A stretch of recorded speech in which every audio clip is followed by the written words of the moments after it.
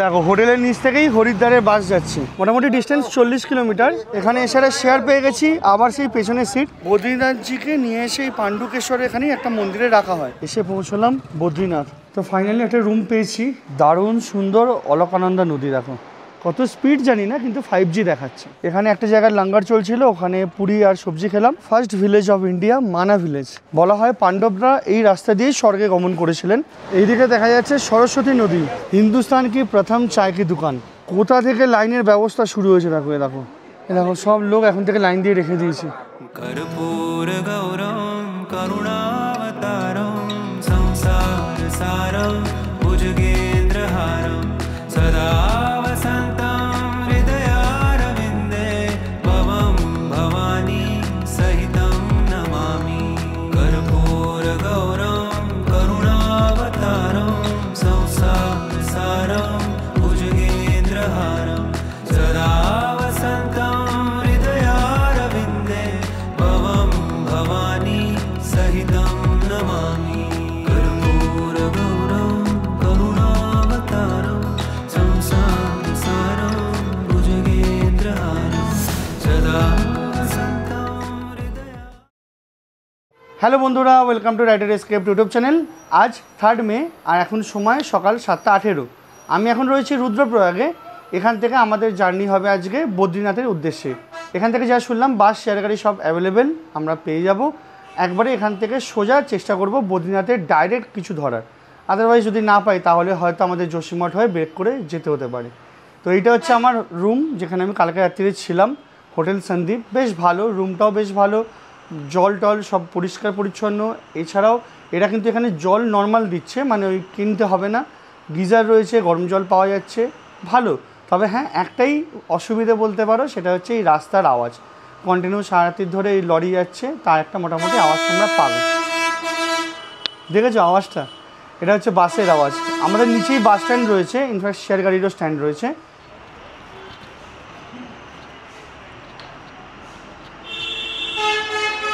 দেখো হোটেলের নিচ থেকেই হরিদ্বারের বাস যাচ্ছে। এটা বাস স্ট্যান্ড নয়, এটা বাস স্টপেজ। ও বাবা, এদিকেও একটা হরিদ্বারের বাস, পরপর হরিদ্বারের বাস আছে। এদিকে রয়েছে শেয়ারিং গাড়ি, এখানে একটা বাস রয়েছে, ওটা জিজ্ঞাসা করি দেখি ওটা বদ্রীনাথের দিকে যদি যায়। এই দাদার সাথে আমি রয়েছি, ভালো দাদা, বেশ। বেনারসে বাড়ি, গভর্নমেন্ট অফিসে কাজ করে, হেলথ ডিপার্টমেন্টে। এই একটা বাস রয়েছে, এটা যাবে কর্ণপ্রয়াগ। এটাতে করে চলে গেলে বলছে ওখান থেকে বদ্রীনাথের বাস পেয়ে যাবো।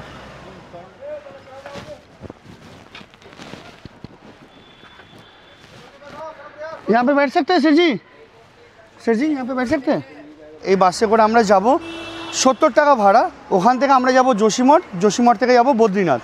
এবার যদি ভাগ্য ভালো থাকে তাহলে কর্ণপ্রয়াগ থেকে ডাইরেক্ট বদ্রীনাথে পাবো, আর যদি না পাই তাহলে ব্রেক করে যেতে হবে। একটু আগে বললো যোশীমঠে ডিরেক্ট বাস বেরিয়ে গেছে, 5-10 মিনিটই হয়েছে। কিছু করার নেই, যা হয়ে গেছে হয়ে গেছে। আপাতত এইভাবে যাই। বলছে ব্রেক করে গেলে তোমাদের টাইম কম লাগবে, তোমরা যদি লম্বা রুটে যাও টাইম বেশি লাগবে।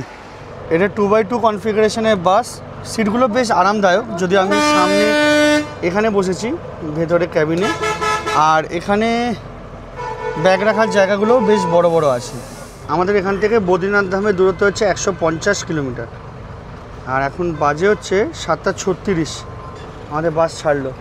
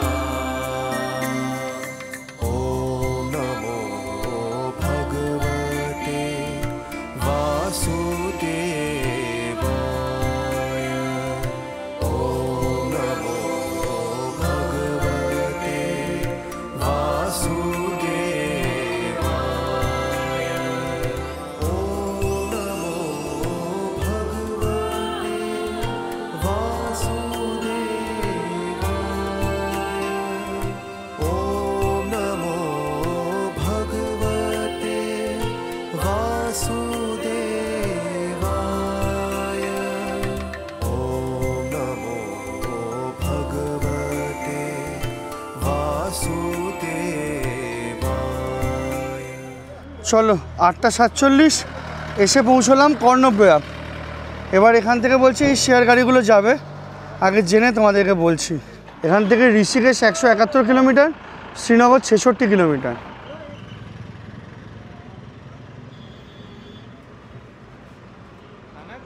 এখানে সিঙ্গাড়াটা দেখো, 15 টাকার এত গাম্বার সিঙ্গাড়া, কেমন বড় সিঙ্গাড়া দেখো শুধু।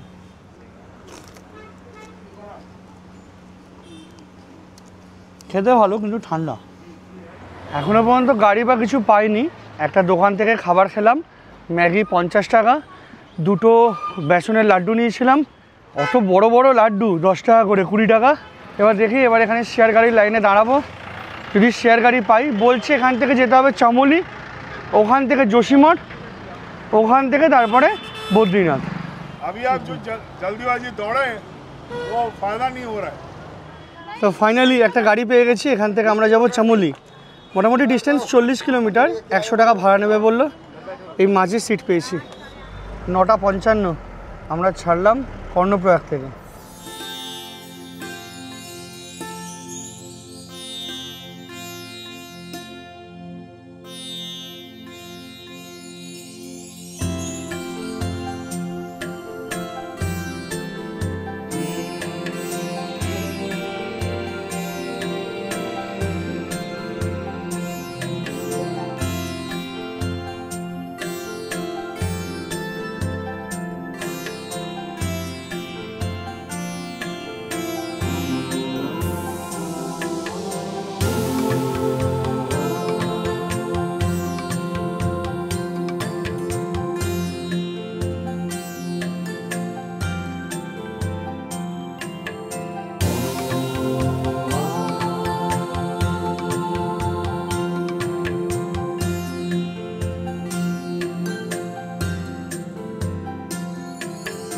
असतो मा सद्गमय, तमसो मा ज्योतिर्गमय, मृत्योर्मामृतं गमय। ॐ शान्ति शान्ति शान्तिः।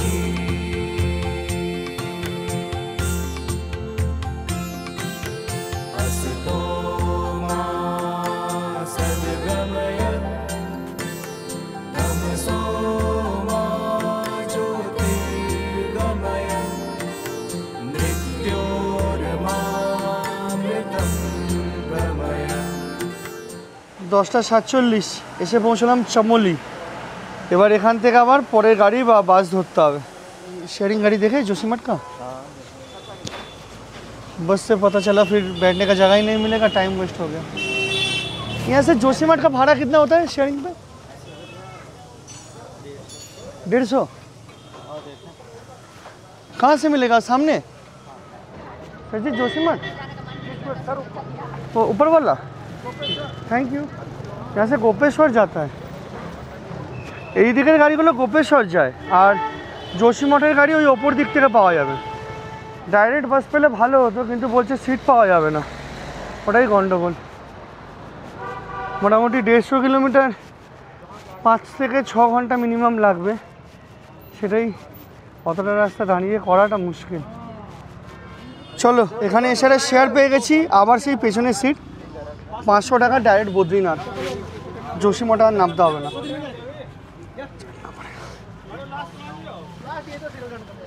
চলো, 10:57 চামোলি থেকে আমাদের গাড়ি ছাড়লো, পুরো গাড়ি প্যাক, 10 জন ভর্তি। পেছন দিক দিয়ে যা দেখানো দেখাতে হবে। আর বললো যা মোটামুটি 3.5 ঘন্টা মতো সময় লাগবে এখান থেকে বদ্রীনাথ পৌঁছতে। সুবিধা একটাই হলো, जोशीमठে আমাদেরকে আর দাঁড়াতে হবে না, ডাইরেক্ট পৌঁছে যাবো।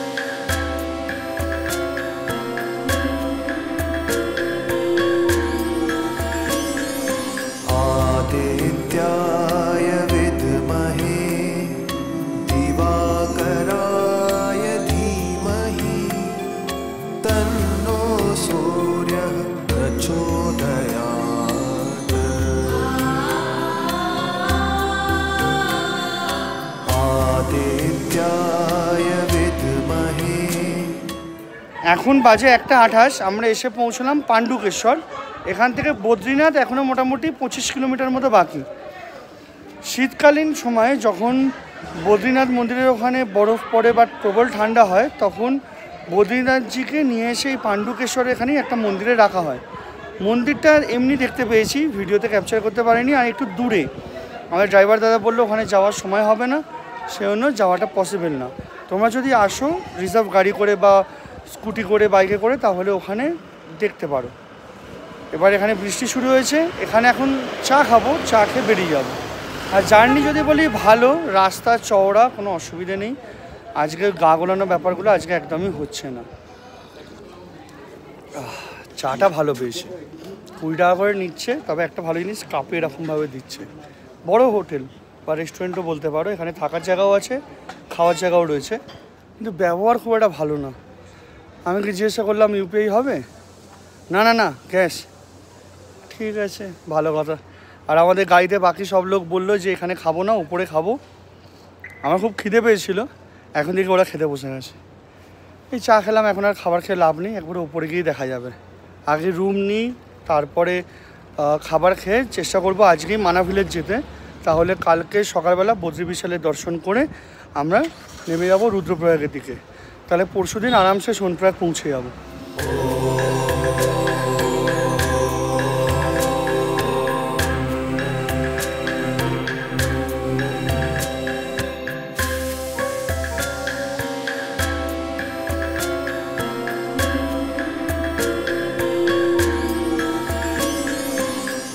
आदित्याय विद्महे दिवाकराय धीमहि तन्नो सूर्यः प्रचोदयात्।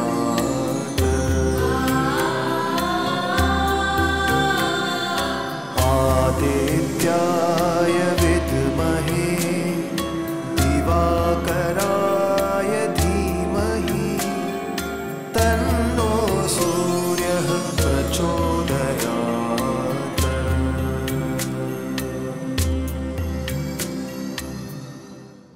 চলো 2:55 এসে পৌঁছলাম বদ্রীনাথ।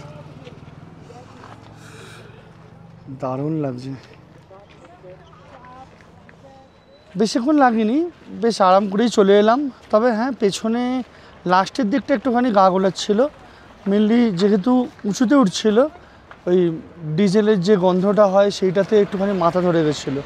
আর তার উপরে ঠান্ডা হাওয়া, সবাই জানলা পুরো বন্ধ করে দিয়েছে, পুরো মনে হচ্ছে না দম বন্ধ হয়ে যাবে। এবার একটা রুম খুঁজতে হবে, তারপরে যেভাবেই হোক মানা ভিলেজ বেরোতে হবে। মানা ভিলেজটা গিয়ে দেখে আসবো, তারপর সন্ধেবেলা এখানে বদ্রী বিশালের মন্দিরে যাব। তোমরা যদি আগামী 1-1.5 সপ্তাহ 2 সপ্তাহের মধ্যে আসো, তাহলে রাস্তায় বেশ বরফ দেখতে পাবে, রয়েছে ভালো মতো।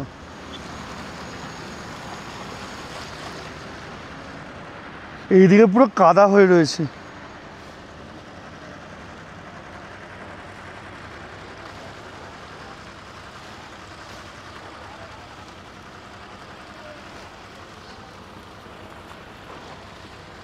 এখানে ভালোই ঠান্ডা আছে, আর মেঘ করে এসছে, যখন তখন বৃষ্টি হবে।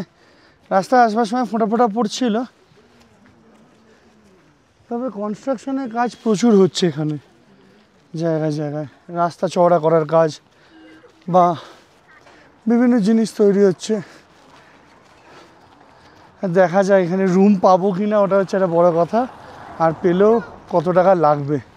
তো ফাইনালি একটা রুম পেয়েছি, 132 নম্বর। এখানে 1, 2, 3, 4 চারখানা বেড, পার বেড হচ্ছে 1000 টাকা করে।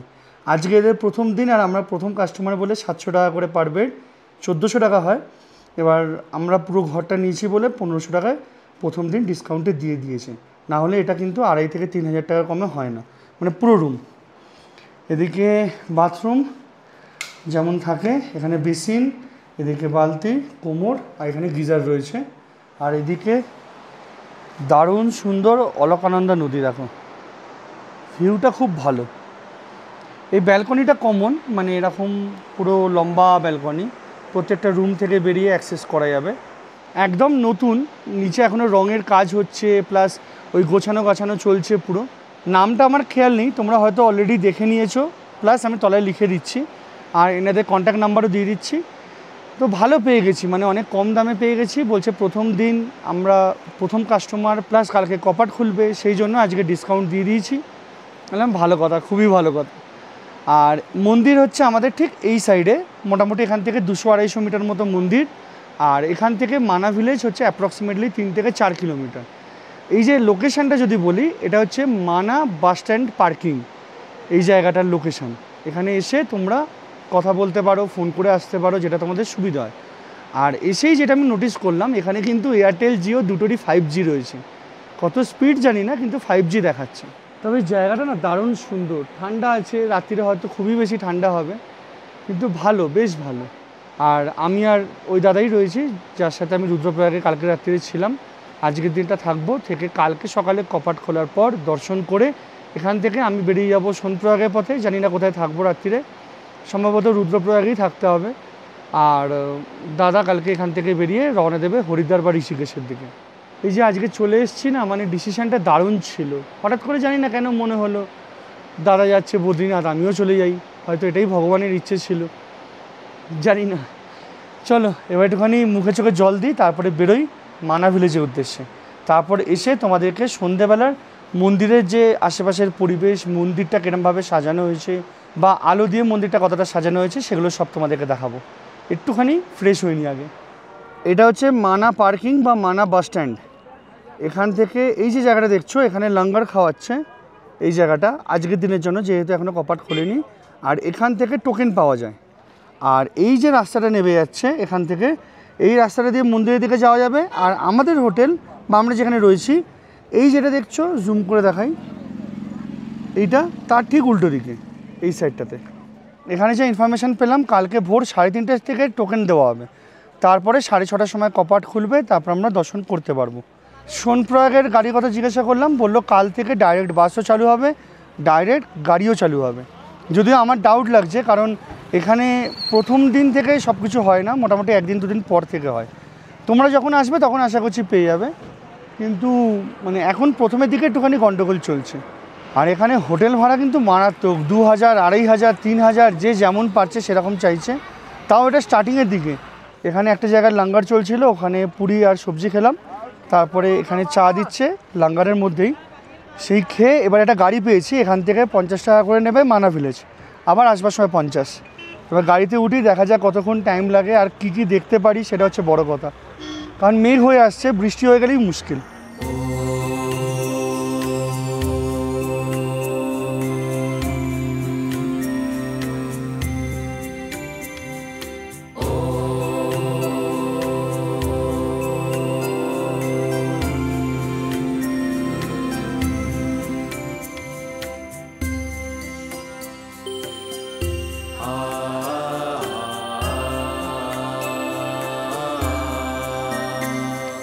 ॐ नमो भगवते वासुदेवाय। এখান থেকে ভিউটা দেখো, দারুণ লাগছে। পৌঁছে গেছি ফার্স্ট ভিলেজ অফ ইন্ডিয়া, মানা ভিলেজ। এখানে লেখা আছে জয় মহাবীর ঘণ্টাকর্ণ প্রবেশদ্বার। বলা হয় পাণ্ডবরা এই রাস্তা দিয়েই স্বর্গে গমন করেছিলেন। এখানে দেখার জন্য রয়েছে ব্যাস গুফা, শ্রী গণেশ গুফা, সরস্বতী নদী উৎসস্থল থেকে যে বেরোচ্ছে এখানেই দেখা যায়। এরপরেই সরস্বতী নদী অন্তঃসত্ত্বা হয়ে যায়। আর তার সাথে রয়েছে ভীমপুল।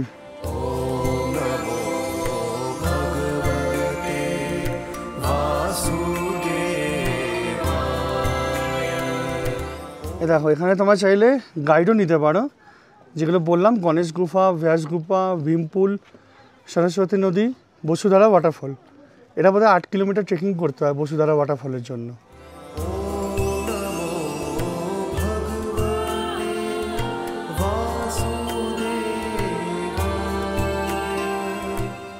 এখানেও হোমস্টে রয়েছে, এ দেখো প্রধানজি হোমস্টে।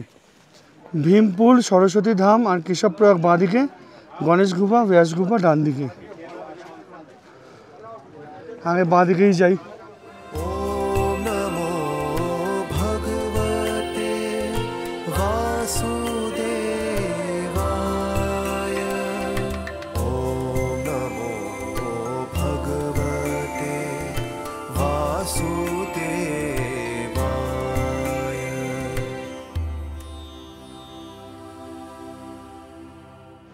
এইদিকে দেখা যাচ্ছে সরস্বতী নদী।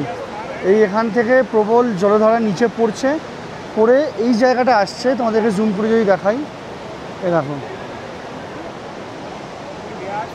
তারপরে এখান থেকে ঘুরে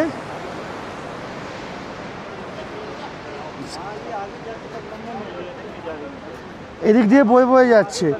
একটু দূরে গিয়ে অলোকনন্দা নদীর সাথে মিশবে, সেটা হচ্ছে কেশব প্রয়াগ নাম। এই যে পুলটা দেখছো, এটাকে বলা হয় ভীম পুল।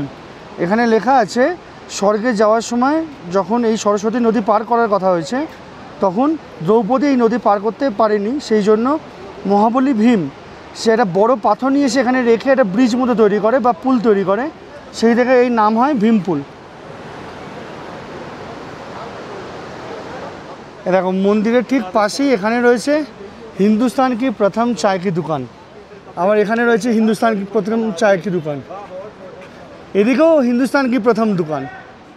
এদিকে হচ্ছে স্বর্গারোহণ মার্গ, মানে যে পথে পাণ্ডবরা হেঁটে স্বর্গের দিকে গেছিলো সেই রাস্তাটা এটা। বসুধারা জলপ্রপাত 5 কিলোমিটার। এবার তো যাওয়া হবে না, পরের বার যাব।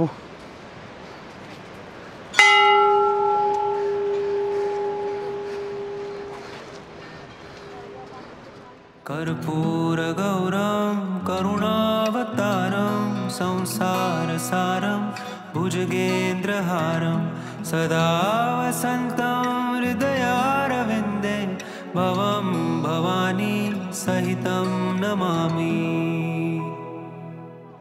তোমাদেরকে নামবার সময় দেখাই, তাহলে পরপর দেখাতে পারবো। একদম প্রথমে রয়েছে যুধিষ্ঠির, তার সাথে যে কুকুর ধর্মদেবতা। তারপরে রয়েছে ভীম, তারপরে এদিকে রয়েছে অর্জুন, তারপর এখানে নকুল, তারপরে দ্রৌপদী, আর এদিকে লাস্টে সহদেব।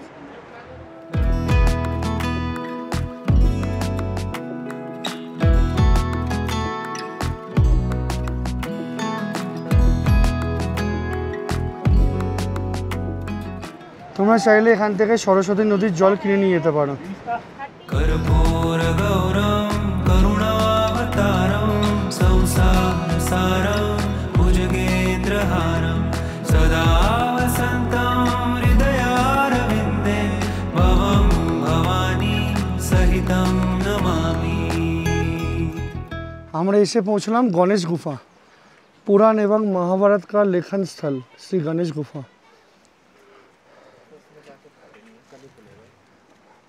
ও বন্ধ আছে, এ দেখো। এখানেও হোমস্টে আছে, এ দেখো। পুরো শান্ত জায়গা একদম।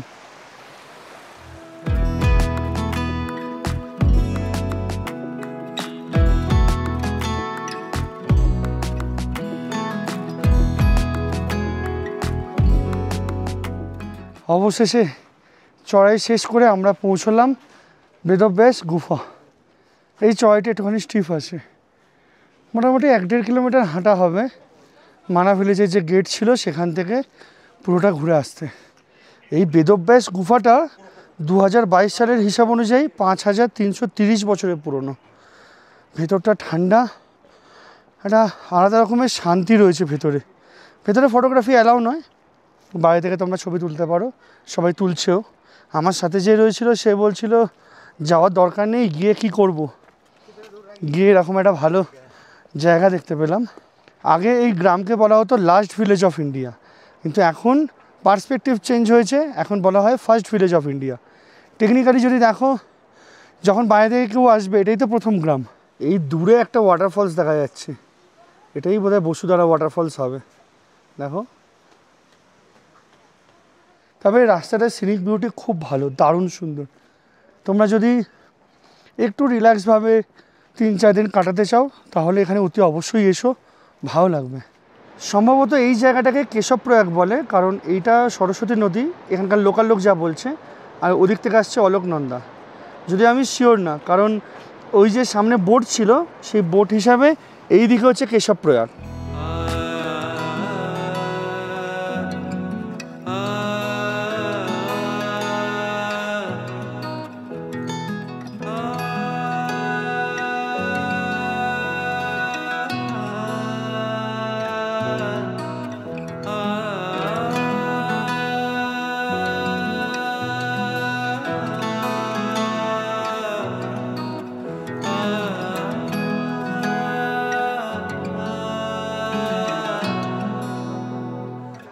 অবশেষে পৌঁছে গেছি বদ্রীনাথ মন্দিরের সামনে।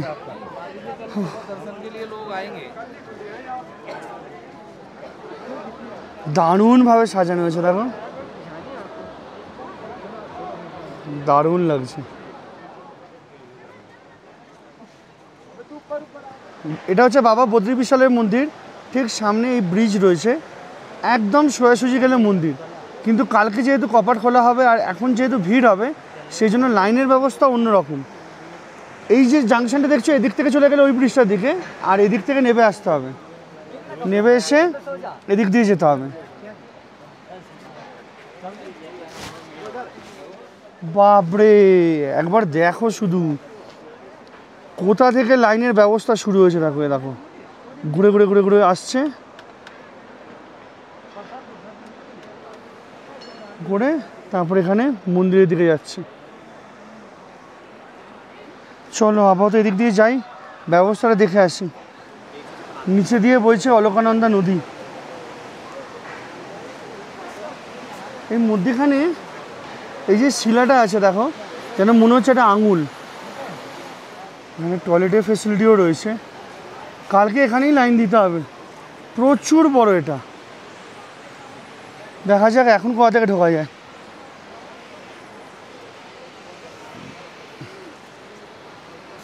এই এদিক দিয়ে এসে এই ভেতরের লাইনটাতে তোমাদেরকে ঢুকতে হবে, তবে তোমরা দর্শনের জন্য এটা লাইন।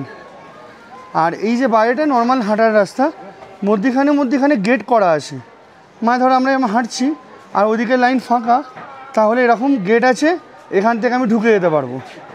কিন্তু টপকানোর চেষ্টা করলে মুশকিল।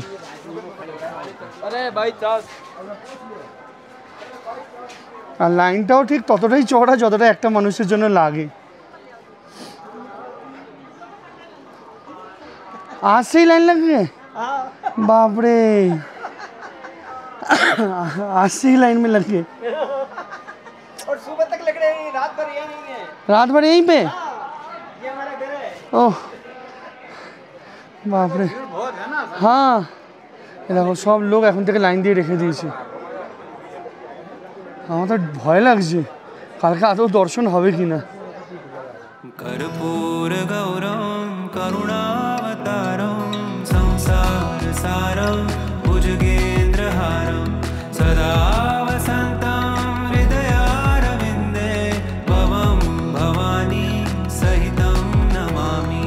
कर्पूर गौरम करुणावतारम संसार सारम भुजगेन्द्रहारम सदा वसन्तं हृदयारविन्दे भवं भवानी सहितं नमामि।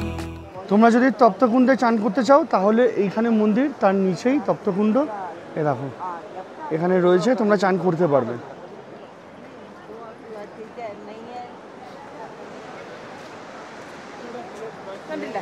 এই রাস্তা দিয়ে আর কালকে মনে হয় না আসা যাবে বলে। এ দেখো অলকানন্দা বইছে।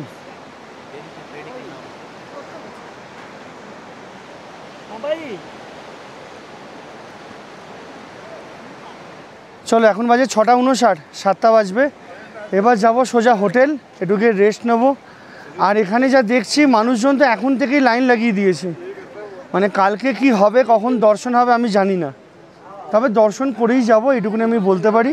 আর এখানে তোমরা অনেক দোকান পাবে, চাইলে যদি বাড়ির জন্য 4 ধামের কিছু মোমেন্টও নিয়ে যেতে চাও, মানে ছবি হোক বা কোনো কার্ড টাইপের জিনিস তোমরা এখানে কিনতে পারবে।